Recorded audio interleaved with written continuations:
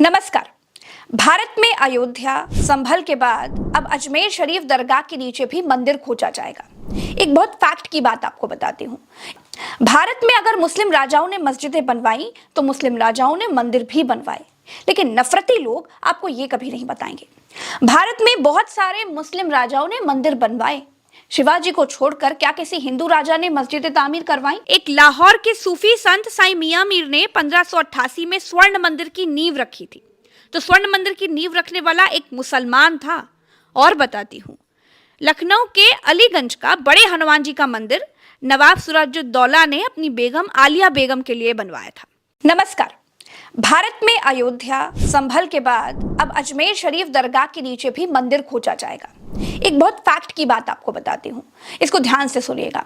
भारत में अगर मुस्लिम राजाओं ने मस्जिदें बनवाई तो मुस्लिम राजाओं ने मंदिर भी बनवाए, लेकिन नफरती लोग आपको ये कभी नहीं बताएंगे। भारत में बहुत सारे मुस्लिम राजाओं ने मंदिर बनवाए, शिवाजी को छोड़कर क्या किसी हिंदू राजा ने मस्जिद तामीर करवाई? एक लाहौर के सूफी संत साईं मियां मीर ने 1588 में स्वर्ण मंदिर की नींव रखी थी। तो स्वर्ण मंदिर की नींव रखने वाला एक मुसलमान था।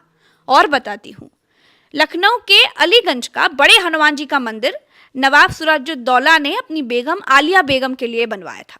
आज भी हनुमान मंदिर की प्राचीर पर चांद तारे लगे हुए हैं।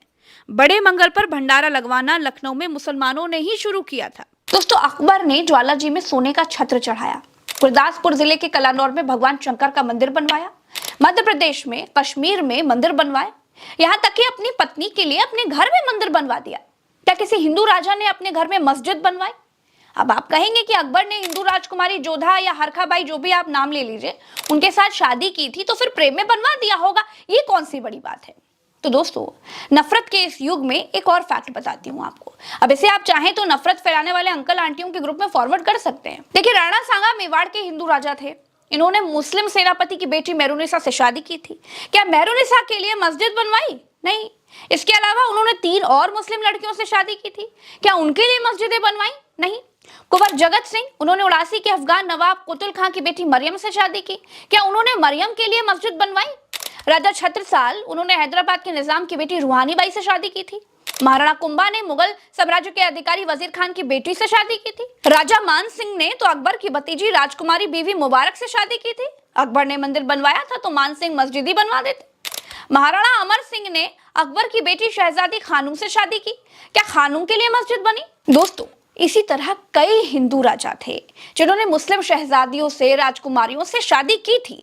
क्या किसी मुस्लिम राजकुमारी के लिए मस्जिद बनवाई गई? अकबर की तरह हिंदू राजाओं के भी कई कई रानियां हुआ करती थी। हिंदू मुसलमान दोनों रानियां हुआ करती थी। इसीलिए कहती हूँ, आज भारत में नफरत की खेती करने वाले आपको ये फैक्ट कभी नहीं बताएंगे। कहते हैं बाबर ने कई मंदिर तोड़े, उन पर मस्जिदें बना दी।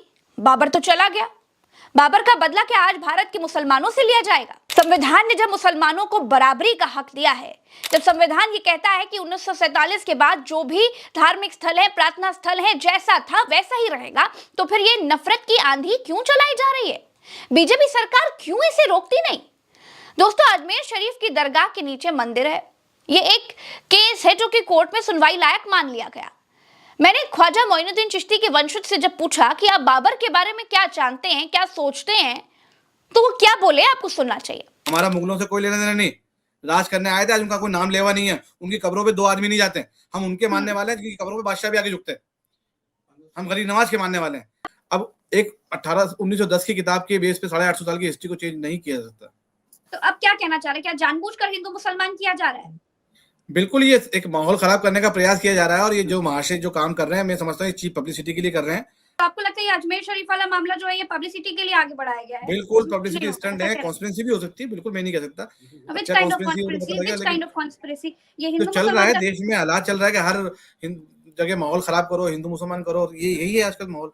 बाबर ने जो किया, क्या इस देश का मुसलमान हर चीज का क्या हिसाब देगा? देखिए, मुसलमान मुगलों का अनुयायी नहीं है। मुसलमान मुगलों को नहीं मानता है। मैं आपको बहुत स्पष्ट कर दूं, जो लोग कहते थे बार बार मुगल यहाँ इस मुल्क में राज करने आए थे, हम तो गरीब नवाज के मानने वाले हैं। ख्वाजा मोइनुद्दीन चिश्ती दरगाह पर मोदी चादर चढ़ाते हैं, सारे प्रधानमंत्री चादर भेजते हैं, लेकिन फिर भी उनकी सरकार इस मंदिर खोजो अभियान पर कुछ नहीं बोलती, बल्कि भाजपा से जुड़े वकील ही मंदिर मस्जिद करने के लिए जुटे हुए हैं। दोस्तों, इस हिंदू मुसलमान का असर क्या पड़ रहा है वो आपको बताती हूँ। दोस्तों आपके सामने ये दो मुस्लिम बैठे हुए दिखाई दे रहे हैं ना, ये दोनों फेरी वाले हैं। ये दोनों जम्मू से सटे हिमाचल प्रदेश में हैं। यहाँ इनसे व्हाट्सएप गैंग वाली आंटी जी कह रही हैं कि क्योंकि फेरी वाले दोनों मुस्लिम हैं, इसीलिए वो उनके हिमाचल में सामान ना बेचें। अगर मुस्लिम फ्री में भी उनको सामान दे देंगे तो भी वो उनसे नहीं लेगी। और इनसे हमने क्यों लेना सामान? ये क्या हमारे को मुफ्त देंगे? और मुफ्त भी देंगे तो हम क्यों लेंगे? आप आगे आंटी जी कहती हैं कि आप जय श्री राम बोल के दिखाओ। अब इस पर जब आंटी जी से कहा गया कि आप कलमा पढ़कर सुनाओ जरा, तो आंटी जी कहते हैं कि मैं कलमा क्यों पढ़ूं? फिर छिड़ गई कश्मीर पर बहस। सुनिए जरा। हिंदुस्तान है ना बाबा, तो आप एक बार जय श्री राम बोलो ना। हम तो मुसलमान हैं। तो नहीं तो आप एक मिनट, आपको बोलेंगे हम कलमा पढ़ो, आप पढ़ोगे? हम आपके इलाके में जाते हैं कुछ बेचने के लिए। नहीं, आप बोलते हैं हमें जय श्री राम राम बोलो। हाँ। बोलते हैं ना, हम आपको बोलेंगे आप कलमा पढ़ो, आप पढ़ोगे? हम नहीं पढ़ेंगे। तो वही बात, हम हमारे इलाके में नहीं आ सकते। मैं पंचायत की अधिकारी हूँ, मैं भी पंचायत में हूँ, मेंबर है, तो मैं अपनी तरफ से आने नहीं दूंगी। ठीक बात है, नहीं आना चाहिए, लेकिन ये आपको नहीं बोलना चाहिए कि आप जय श्री राम बोलो। बोलो सुनो मेरी बात। आप बोलते कि हम हिंदुस्तान के हैं, है ना हिंदुस्तान के, तो हम किस देश के हैं ये मुझे अगर अपने हिंदुस्तान में नहीं जाएंगे फिर कहाँ जाएंगे? अगर हम हिंदुस्तानी नहीं है तो फिर कहाँ जाएंगे? हम यहाँ फिर वो मुसलमानों को नहीं आने देंगे। वो फिर अलग बात ये है। हमारा संगठन है ये और ये हमारी एकता है। सुनो मेरी बात, हाँ। ये बात है। आप बोल रहे हिंदुस्तान में मत आओ, फिर हम कहाँ के हैं? आप तो कहाँ जाए? अपने हम कहाँ कश्मीर में रहो। हाँ, कश्मीर किसका है? वो भी हिंदुस्तान का ही है ना। है, होगा बोल, मैं नहीं मानती। दोस्तों व्हाट्सएप वाली आंटी अपनी ही बातों में फिर फंस गई।